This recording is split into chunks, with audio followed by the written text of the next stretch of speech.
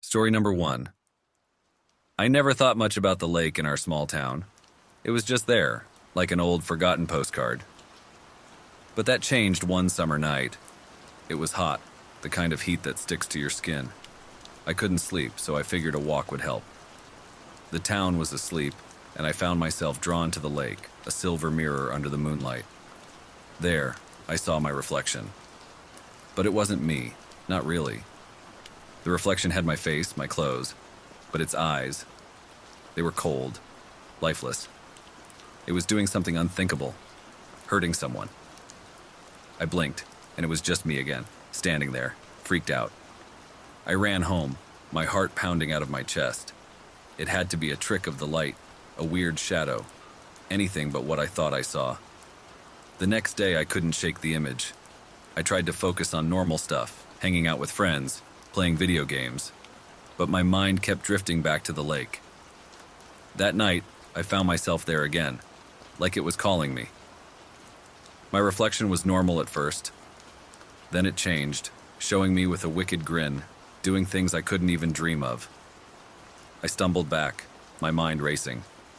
Was I going crazy? What was wrong with that lake? I started asking around, casually, about the lake. Most people shrugged it off, but old Mr. Jenkins, the town's unofficial historian, had a different reaction. He looked at me, his eyes wide with fear, and simply said, "Be careful around that lake." That night I went back. I had to know. The reflection was waiting for me, its sinister grin wider. It whispered things, horrible things, urging me to do them. I felt a chill run down my spine. This wasn't just a reflection. It was something else, something evil. I tried to stay away, but I was drawn to the lake every night. Each time the reflection grew bolder, more violent. It was like it was feeding off my fear, becoming stronger. One night, it stepped out of the lake. I froze, my body refusing to move. It was me, but not me. It laughed, a sound that made my blood run cold, and started walking towards the town. Panic set in. I had to stop it, whatever it was. I followed, keeping my distance. It moved with purpose, heading towards my friend's house. No, I thought. Not him. I don't know where the courage came from, but I ran at it, tackling it to the ground. We struggled, but it was like fighting myself. Just as it got the upper hand, the first light of dawn peeked over the horizon. The reflection screamed, a sound that was both mine and not mine. It vanished, like smoke in the wind, leaving me alone on the ground, panting. The next day I went to see Mr. Jenkins. He listened, his face growing paler with every word. When I finished, he sighed, a heavy, burdened sigh. "The lake," he began, "has always been a bit off. Folks in the old days used to say it showed your true self. But something happened, something dark. It started showing not who we are, but who we could be, in the worst possible way." He looked at me, his eyes serious. "You've got to be careful, son. That lake, it's more than just water and reflections. It's a gateway, a mirror to our darkest desires. You've faced it once, but it'll be back, hungrier. You've got to be strong, resist it." I nodded, more scared than I'd ever been. The lake wasn't just a lake. It was a test, a dangerous, terrifying test of who I was, who I could be. Story number 2. I always loved the unknown, the thrill of exploring where others haven't. When I heard about the newly discovered cave system in Lake Serene, I couldn't resist. I've been a scuba diver for years, but nothing prepared me for what I found there. The first dive was mesmerizing. The underwater caves were vast, stretching into darkness. I felt like an astronaut in an alien world. Stalactites hung like jagged teeth from the ceiling, and the water was crystal clear, creating an illusion of flying as I swam deeper. It was on my third dive that things began to get strange. I noticed a narrow passage that I hadn't seen before. Curiosity got the better of me, and I squeezed through. That's when I first experienced it. A momentary flicker, like a glitch in reality. For a split second, I thought I saw another diver ahead of me. but when I blinked, they were gone. I brushed it off as a trick of light or a shadow, but as I ventured deeper, the flickers became more frequent. Each time, they lasted longer. I saw figures swimming beside me, only to vanish when I turned to look. I heard muffled voices, but when I listened closely, there was only silence. It was disorienting, and a chill ran through me despite the warmth of my suit. I should have turned back, but I was drawn deeper by an inexplicable force. That's when I found the first artifact, an old, rusted camera wedged between two rocks. It seemed out of place, a relic in this pristine environment. I remembered then the rumors of a missing expedition that had come to explore these caves years ago. They had never resurfaced. The deeper I went, the stronger the visions became. I saw glimpses of that expedition, divers with wide, fearful eyes, their flashlights flickering in the murky depths.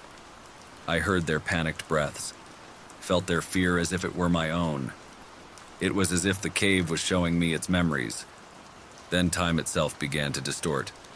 I'd swim through a passage, only to find myself back where I started. Hours felt like minutes, and minutes stretched into hours.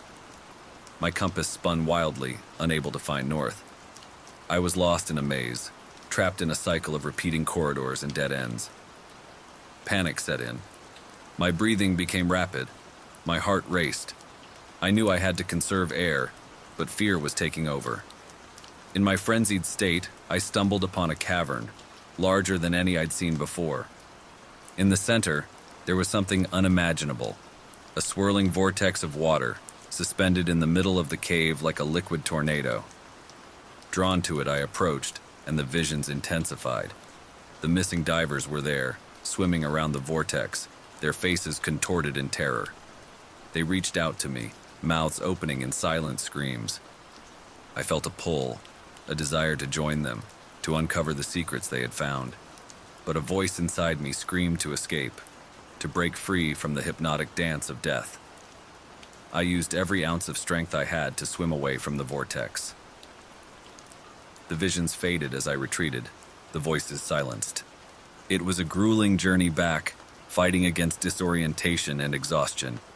When I finally emerged from the cave, gasping for air, the world seemed different, brighter, more real. I knew I couldn't go back there. Whatever dwelled in those depths was beyond human understanding, a force that toyed with time and reality. Back on land, I reported the camera and the vortex to the authorities. They sent a team to investigate, but they found nothing. The passage I had squeezed through was gone, as if it had never existed. The camera was untraceable, its images lost to corrosion and time. I still dive, but I avoid Lake Serene. Sometimes, late at night, I hear the muffled voices of the lost divers, calling me back to the depths. I ignore them, knowing that some mysteries are best left undiscovered.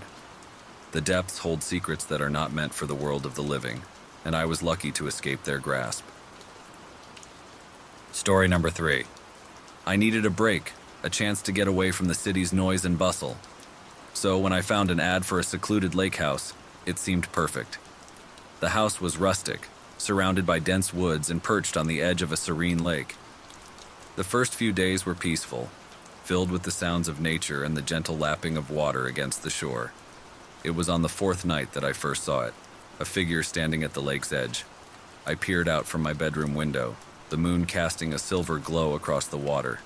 The figure was still, just a silhouette against the moonlit lake. I figured it was a local, maybe a fisherman out late. I went back to bed, thinking nothing more of it. But the next night it was there again, standing in the same spot, motionless.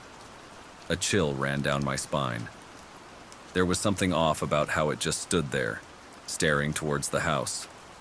I couldn't see its face, but I could feel its eyes on me. I drew the curtains and tried to sleep, but restlessness kept me awake.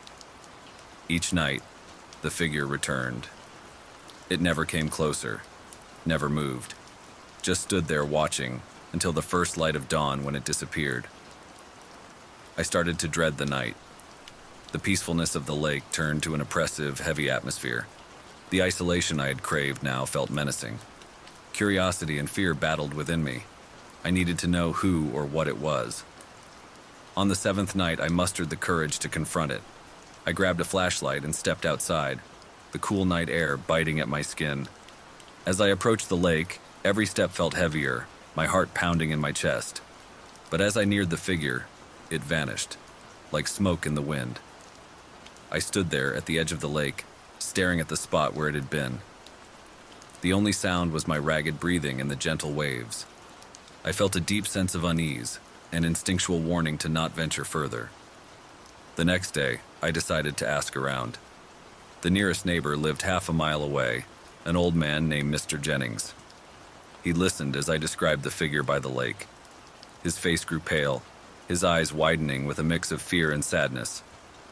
He told me a story then, one that chilled me to my core. Years ago, there was a man who lived in my rental house. He was a recluse, rarely seen by the townsfolk. One winter, the man ventured out onto the frozen lake and fell through the ice. His body was never recovered. Mr. Jennings said that since then, some nights, a figure can be seen standing by the lake. He believed it was the spirit of the man, trapped in an endless loop, reliving his last moments. The story unsettled me, filling my mind with images of the man's final, desperate struggle for life. That night I watched from my window as the figure appeared again. A sense of sorrow mixed with my fear. Was it truly the spirit of the man, or something else? Something darker, perhaps. The figure seemed to notice my gaze, its head tilting slightly, as if acknowledging my presence. Sleep became elusive. I would lay awake, listening to the silence of the house, my eyes darting to the window, expecting to see the figure inside, watching me. The peaceful escape I had sought now felt like a trap, a cage with invisible bars. On the 10th night, I decided it had to end. I couldn't live in fear any longer. I waited, watching the figure from my window until the first light of dawn approached. Then, I went outside, my resolve stealing me. I walked to the lake's edge, stopping at the exact spot where the figure stood each night. The ground was cold, the grass wet with dew. I looked out over the lake, trying to see what the figure saw, to understand why it was trapped here. As the sun rose, casting its warm glow over the lake, I felt a strange sense of peace. The fear that had gripped me began to go away. I realized then that the figure, spirit or not, was not malevolent. It was a sentinel, a reminder of the past, bound to the lake by its own unresolved tragedy.